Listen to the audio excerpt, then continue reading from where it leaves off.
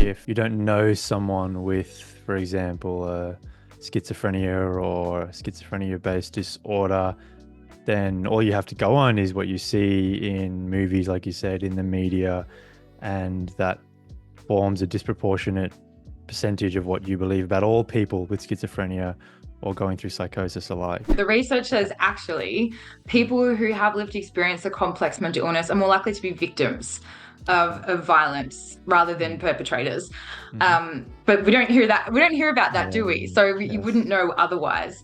End of the day, it's about keeping in mind, that people in your audience have mental illness. Like 1 in 5 in the Australian population in every year have experienced mental illness. So, that's 20% of your news audience, 20% of your newsroom. Just because someone has a mental illness and then goes out and commits a crime doesn't mean that the mental illness was even a causal factor as such, or B, that everyone with said mental illness automatically is more likely to commit said crime. Alrighty, Dr. Anna Ross, welcome to the Mental Wellbeing College. Thanks for having me, Indy. Great to be talking with you today. It's fantastic to have you on. Going to be talking about a very important and topical subject in media representations of mental illness, and it's great to have you on with your expertise in this topic. And on that note, Anna, I'm curious to know what the origin story is and how you got into researching in this space. I think it's a good question, but hopefully I don't think I have the exciting answer. Maybe people would be interested to hear, but no. So I guess my journey to this point has been hasn't been like, I guess, a straight line kind of planned trajectory type of thing. It's kind of been, I guess, trial and error with a few different things. But I will say that I've really enjoyed doing, research in the mental health space, and how this kind of program of research came about is that what my team noticed, my research team at the Centre for Mental Health noticed is that, there's been big changes in what we've seen in attitudes towards people with more common mental illnesses, such as depression, anxiety. We're more likely to know someone with these types of mental illness. So we have a better understanding. And we're also, we'll have like some sort of experience as well of those types of symptoms. We all know what it feels like to be sad. We all know what it feels like to be anxious. However, we notice this gap towards people with complex mental illness, and that the stigma is still really high. And the research studies confirm that, is that we have seen big changes towards stigma towards more common mental illness, but stigma remains high towards people with more complex mental illness. And that includes people who live with schizophrenia, psychosis, bipolar disorder, personality disorder, for example.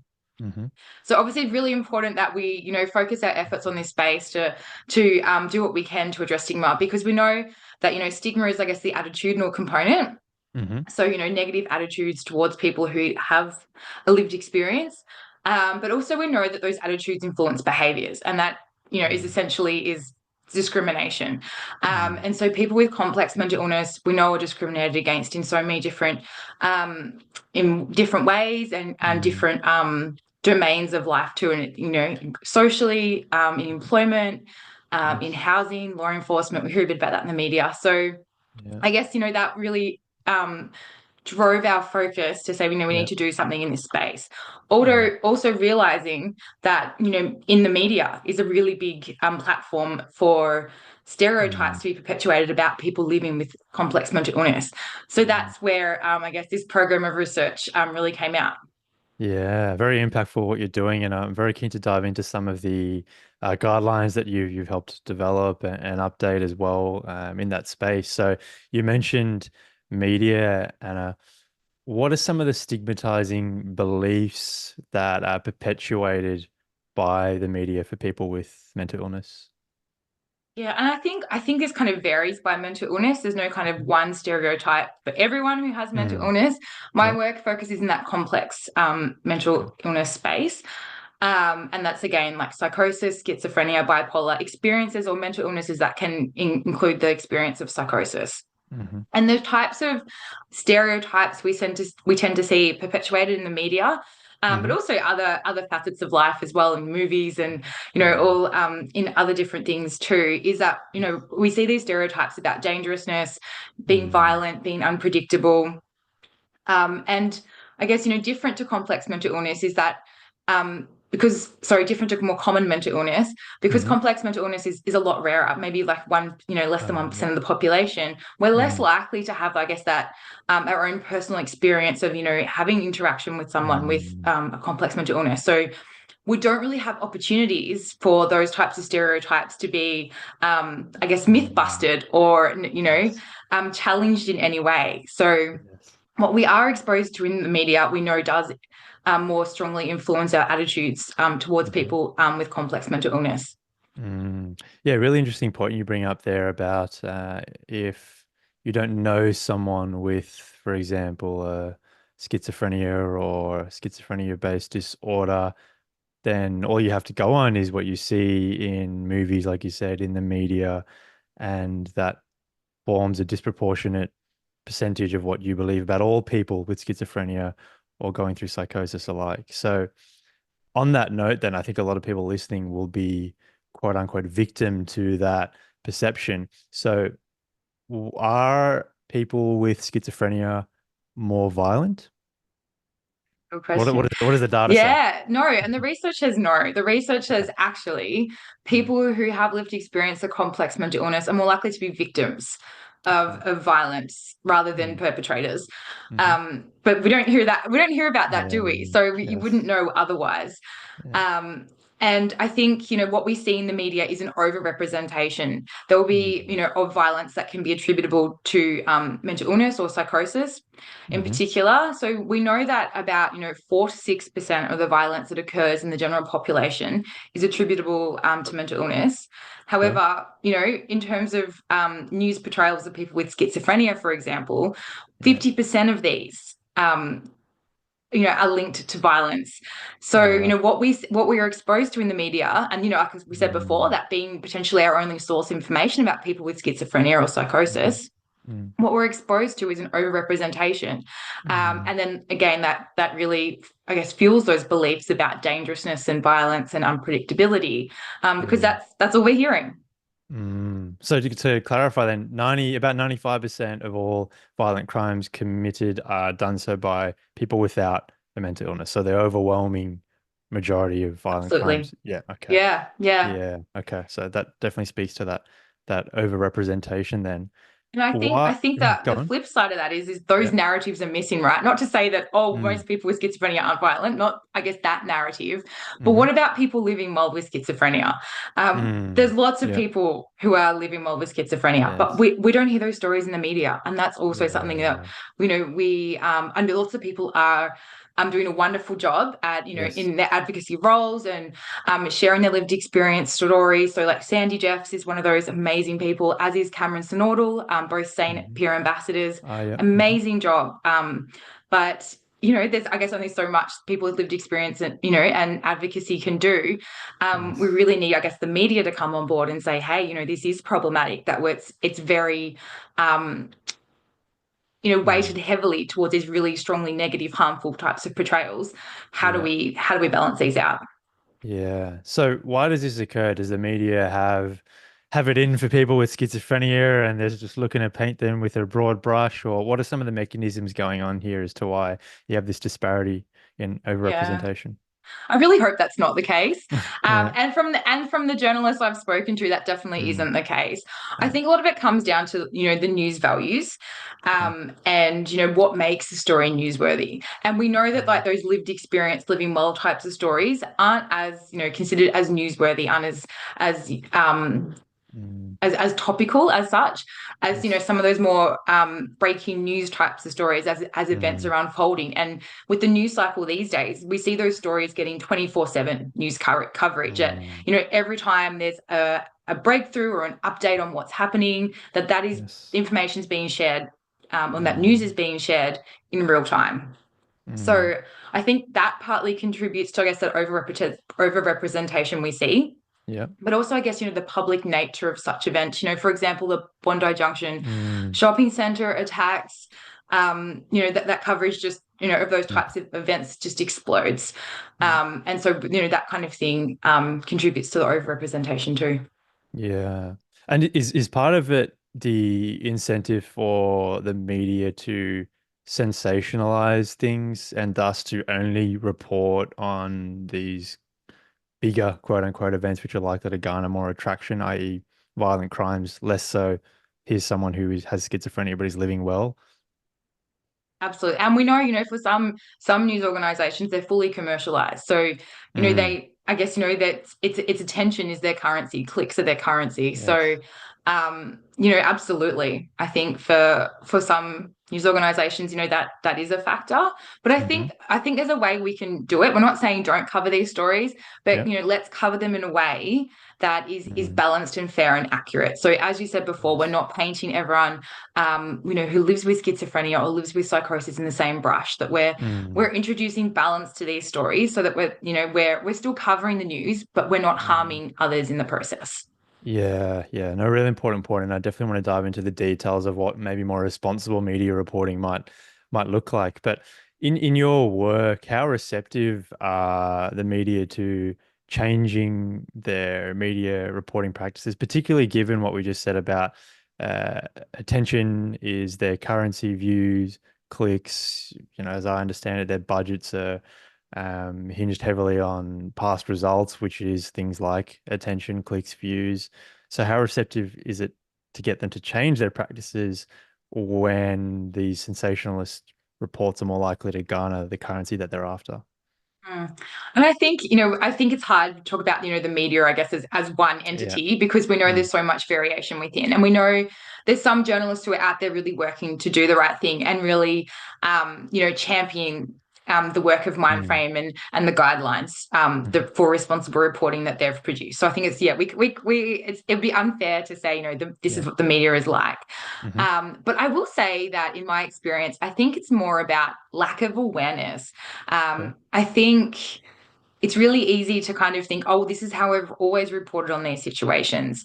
Mm. When something like this happens, it's always been because of mental illness, and that's how we've written that story. Mental illness resulted in X, or this Mm. person behaved this way because of the mental illness. That's how we've always done it. So I guess falling back on that, I guess, traditional type of reporting, but also, Hmm. also being part of the public as well. And maybe that's all, all someone or some journalists might know Mm. about complex mental illness is what they've been exposed to in the media themselves.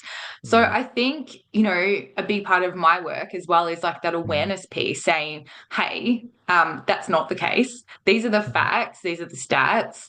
And this is the impact of when we don't do it, when we are, um, yeah, I guess when we're Mm. not reporting in a balanced and responsible way.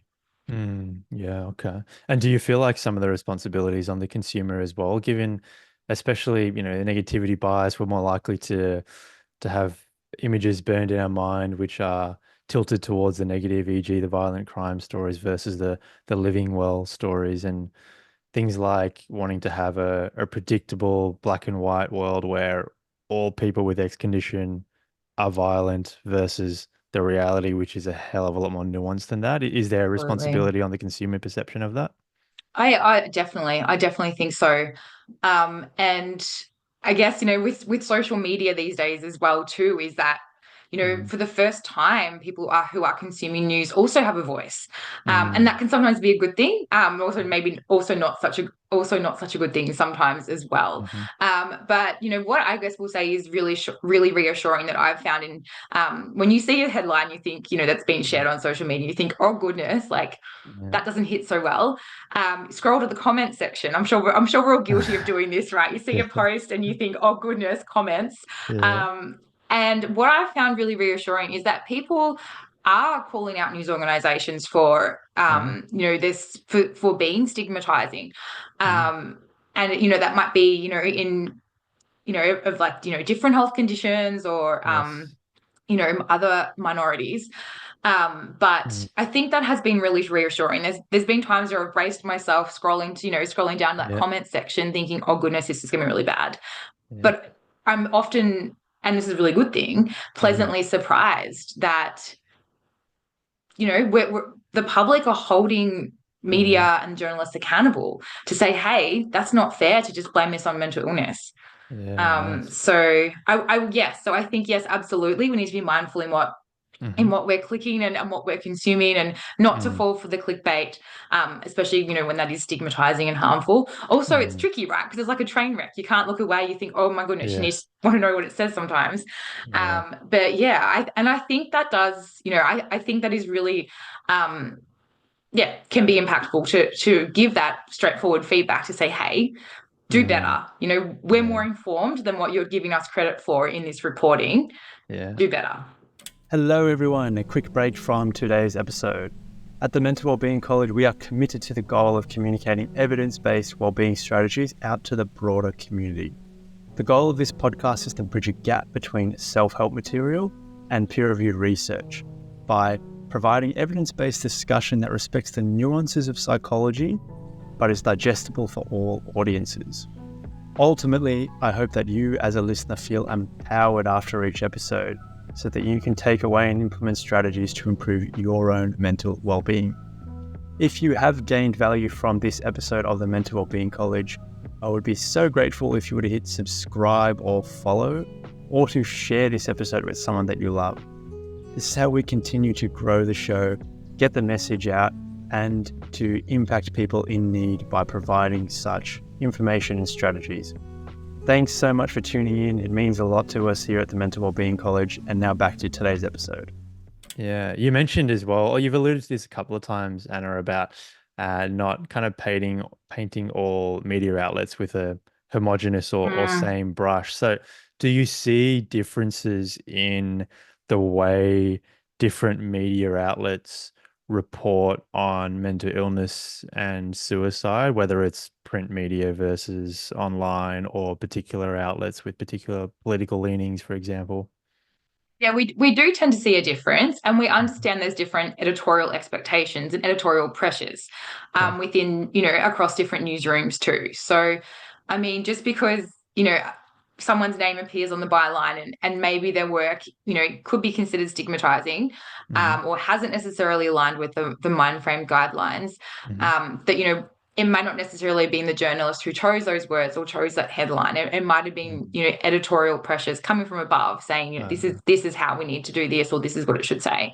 Yeah. So it is tricky, and I think that's the key to change. And this is what we hear from journalists, that we've Mm. spoken to all the time, saying that, this isn't something that, us working on the ground, like we can only do so much. Yeah. But it has to come from the top down, and it has to be Uh, organizational culture change, saying, hey, yes. this is how we report on mental illness and suicide. Well, as a media newbie like myself, what are these editorial pressures? What might they look like, and how might they culminate in different types of reporting on mental illness? Do you find like tabloid things like, I don't want to call anyone out, but say the Daily Mail, for example, a little bit more guilty, quote unquote, of such sensationalist practices when it comes to mental illness?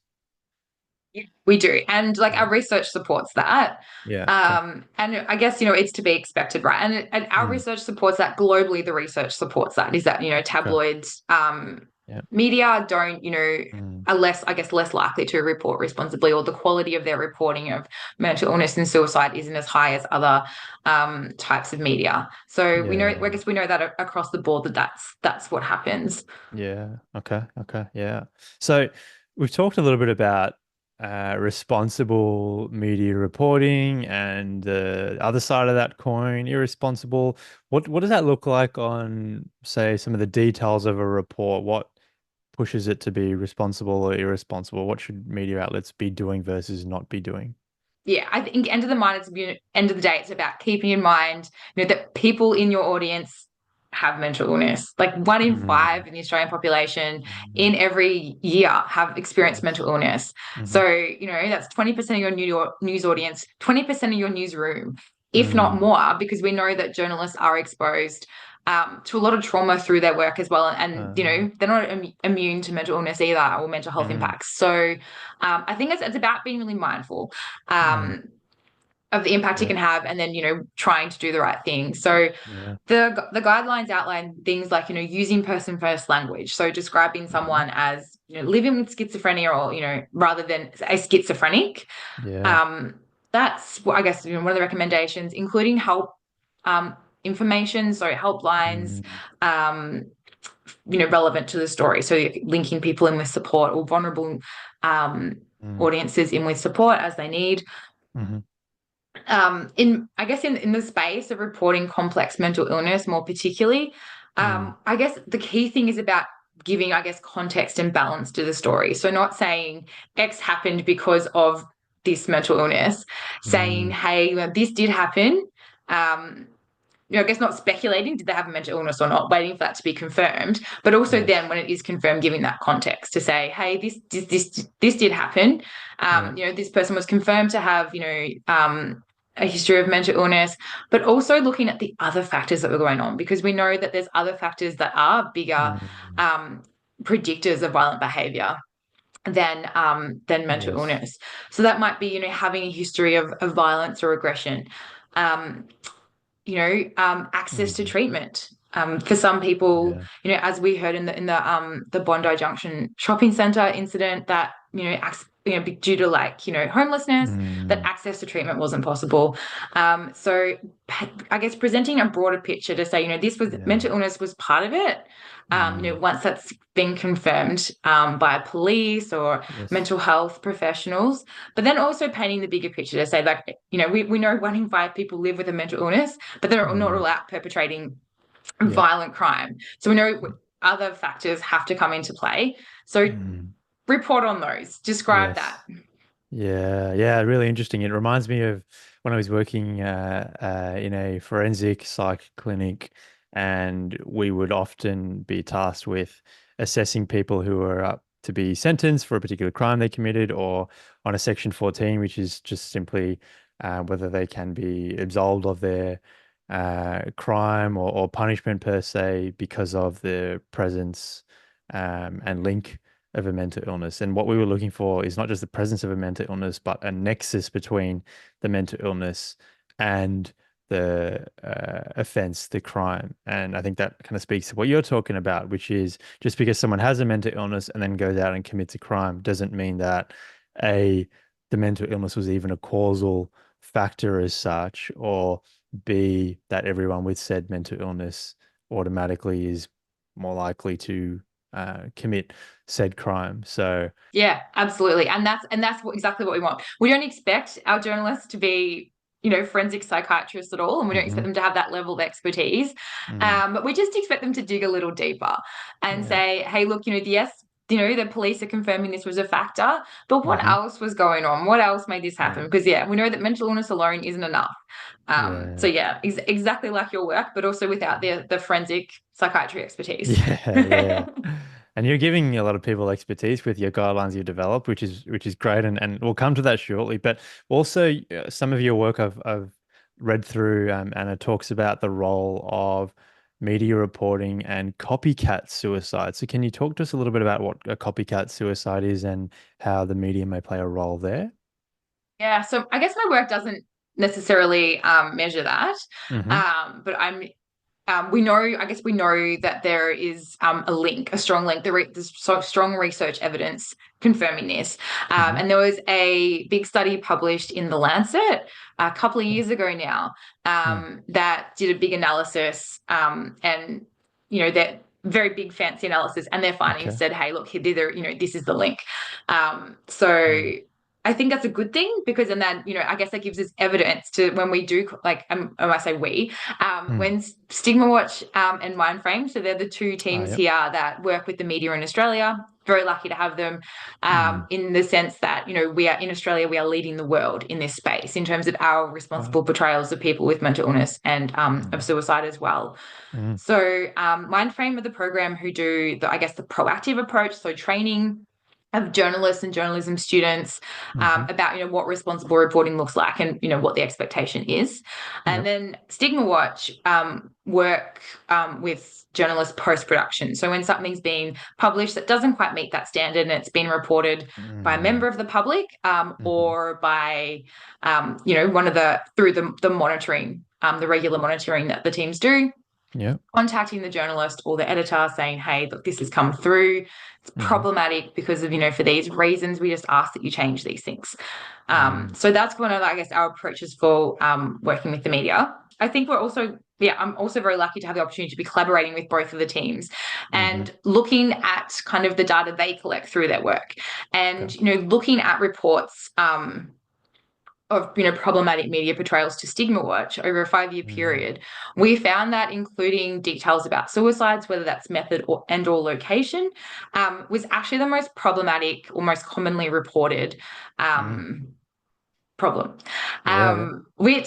Yeah. which we know can have um, really severe impacts on vulnerable news audiences, because we know that can, there is a link that's been proven that, Mm-hmm. when you include these details, that this can Yes. then encourage, I guess, copycat behavior in vulnerable news audiences.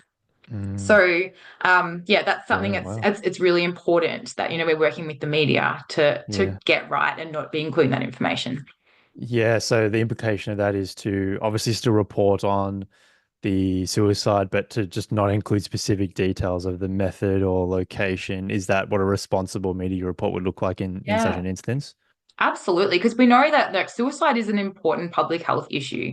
So Mm-hmm. obviously, it's really important that people are aware of that through the Mm. media and their consumption of news. Yes. But yeah, we also have to do that responsibly so that Mm. we're not, creating harm in turn in vulnerable news audiences. So yeah, leaving those details out. Yeah. Okay. Fantastic. Yeah. So you mentioned something there as well, Anna, that Australia is leading the way in terms of these guidelines. What do you mean by that? What does it look like on the global stage, and how is Australia leading the way?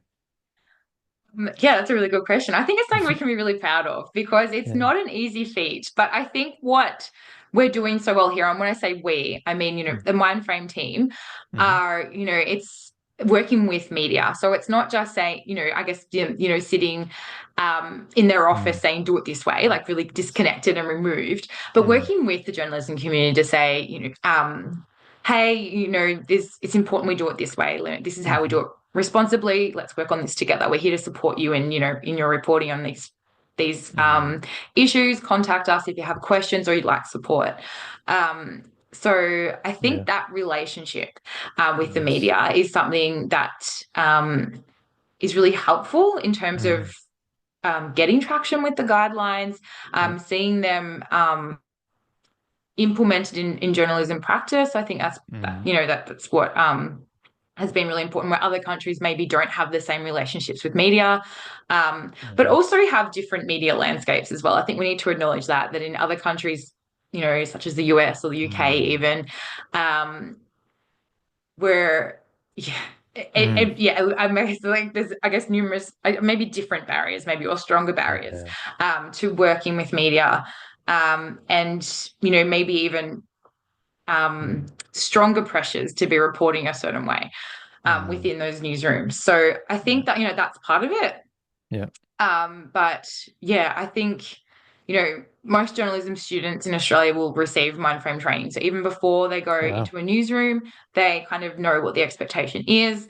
A Mm. lot of journalists, when they like little newsrooms, also offer Mindframe training. So when you're starting your job or fresh on the job, Mm. you will also then have likely have access to that training too. So just, I guess, those frequent reminders to say this Mm. is the standard that we're expected to report to. Um, Yeah. yeah, and Wow. refreshers along the way too Yeah. is really helpful. Oh, that sounds amazing. I don't know what it's like to study media or journalism, but I imagine there's not much exposure to mental health literacy or mental health education. So to give them that through the Mindframe training, which it sounds like you do, could be really impactful, not just for their reporting, but also I'm sure for other areas of their life as well, by the sounds of it. Yeah, and I think I'm because, like I mentioned before, right? We know that journalists, through their work, the nature of the work, the types of stories Mm. they cover, they're often first on the scene when something's happened, Mm. whether that's a car accident, Mm-hmm. lots of different things that they cover. And then no one chooses that, like how frequently these, types of Mm. potentially traumatic events occur. So, it Mm-hmm. could be a lot of exposure over a short period of time. Mm-hmm. Um, and I don't know. I think there's more we could be doing in that space. I don't have the Okay. answers Yeah. of what that should be, and Mm. but I am hearing from journalists that I've spoken to as well is that, support in the newsroom is really important. Yeah. I guess, like you said as well, that literacy about, Mm. knowing that, that's Yeah. normal, like, that can be a normal response to what you're exposed to Mhm. in your work, and this is what you do. Yeah. I think that's an important part of preparing journalism students to then go on and work in newsrooms. But then Mm. also, I guess, support on the other end, understanding from managers, Mm. distribution of the workload, so one person isn't going to five Yeah. traffic accidents in one week, for example. Yes. So I think, yeah, I think we're headed in the right direction there, but I still think there's more Mm. we can be doing. I don't have the exact answers of Yeah. what that looks like to be supporting, to best be supporting Yeah. in mental health of journalists. Yeah. But I Yeah. think we could definitely be doing more in some spaces. Yeah. Yeah. Really interesting lens. I haven't seen any data on this, but I wonder what the psychological distress rates, the burnout rates, the trauma rates of people who are journalists and seeing these events or the aftermath of these events firsthand are, and whether they are in fact elevated compared to the general population. So a really Mm, interesting point. Yeah. mm. There Mm. is the Dart Centre. I need to give a plug. The Dart Yeah. Centre, Yeah. who specifically focus Okay. on trauma in media work. So Oh, do they're they? doing fantastic work in the space. So I'm not 100% across everything they're Mm. doing. So they could be doing a lot about the things that I said need to happen. Yeah. But yeah, Yeah. I guess, that centre and that kind of bringing together of experts has happened kind of out of recognition to say, hey, this is Mhm. something that, that we're exposed to a lot and we need more support in dealing with it. Yeah. Yeah. Okay. I'm curious, Anna, finally, what do you hope is the future of responsible media reporting in Australia? What are the steps that we could be taking more of? What would a kind of a utopian landscape here in media reporting when it comes to mental illness look like in Australia? Or are It's we a there really yet? Well, you know what? Like, I actually, I guess I've been quite positive about it, but I actually think, reflecting on your questions and what I've been saying, I think maybe I've been a Mm. little bit negative in the Okay. sense that most journalists are, in their roles to, I guess, because they want to do the right thing. They want to improve social justice and give a voice Mhm. to people who maybe, don't have that platform. So most journalists are absolutely, already committed to doing the right thing Mhm. and wanting to do the responsible thing. And I think that's really reassuring. It's just, I think, a matter for us to reach, everyone to say, hey, this is what that responsible reporting looks like. Please do it this way. Yeah. So I think that's important that we're reaching everyone, that everyone's aware of, what we expect, what that standard is for responsible reporting Mm. in terms of mental illness and suicide. So I think that's a really key thing. But I think change is already happening, Mm. which is really exciting. And that's like a huge credit to, like I said, the StigmaWatch and the Mindframe teams who are on the ground working with journalists every day.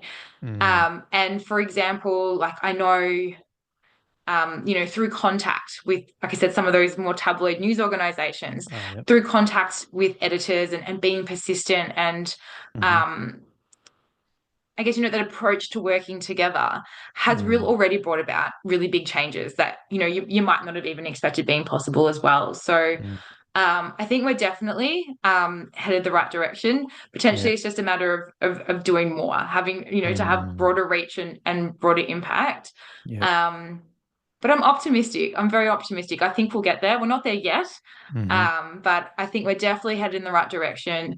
And if anyone's going to get there, it's going to be us here in Australia. So yeah, Yeah. have full confidence that that's something that would happen. Nice. Yeah. Yeah. So Well, it sounds like you've done a lot of really impactful work in this space, developing those guidelines at a broader level. But I know even just like I was telling you before we started recording, your work has had a positive impact on some of the students that I've taught when they were asking me about this topic, linking them to your work, the Mindframe guidelines that you've developed to give them a resource as well. So, yeah, really take my hat off to you for some of the really important work that you and your team are doing, Anna. Yeah, no, thank you, Indy. And I must say, like, it's definitely not just me. I am, Mhm. I guess sometimes my name is there as leading the research side of things, but definitely not. So Elizabeth Payton and the Mindframe team at Everymind, and Gail Okay. McNaught and the StigmaWatch team at Sane Australia, Mm, doing really big things. And yeah, so privileged to be able to work alongside them as well, mm. to be, doing the research, to be measuring the impact as well. Yeah, yeah, fantastic. Is there anything else finally, Anna, that you wanted to leave listeners with, or do you think we've covered everything that you wanted uh to chat about? I think it's been excellent questions. Thank you, Yeah, Indy. But I yeah, will say, if if you are yourself, like we said, it's important that we're really conscious about what we're consuming. If you do see something, you think, hey, that's not quite right. That's actually quite stigmatizing. Then mm, you can also be a stigma watcher, okay, and you can lodge a report to StigmaWatch of of that news report that you yes, found. yeah, So if you Google StigmaWatch, one word, that will okay, bring you to the report form. But yeah, there's absolutely things we can be doing mm, to, I guess, call stigma out, and not mm, just, not just accept it and walk past it, yeah. but to be involved in this change. Yeah, sounds like we all have a part to play, and I'll put the link in the show notes as well for people listening so that they can access that because that sounds like a really useful resource. Yeah, fantastic, and I really appreciate your time, your words of wisdom. It's been an excellent chat, and I think one that's going to be of a great amount of benefit to listeners. So appreciate your time. Thanks so much, Indy. Thanks so much for tuning in to today's episode of the Mental Wellbeing College. If you've made it this far, it means you've gleaned a ton of value from today's episode, or you've fallen asleep. I sincerely hope that it's the former, and if it is, I would be so grateful if you were to hit subscribe, follow, or to share this podcast with someone you care about. Our mission here at the Mental Wellbeing College is to provide a free and accessible resource for people to take action and implement to improve their own mental well-being. And you subscribing, following, and or sharing helps us to achieve that mission and to impact people in need. Thanks so much for tuning in. It means a lot. We'll see you next week on the Mental Wellbeing College.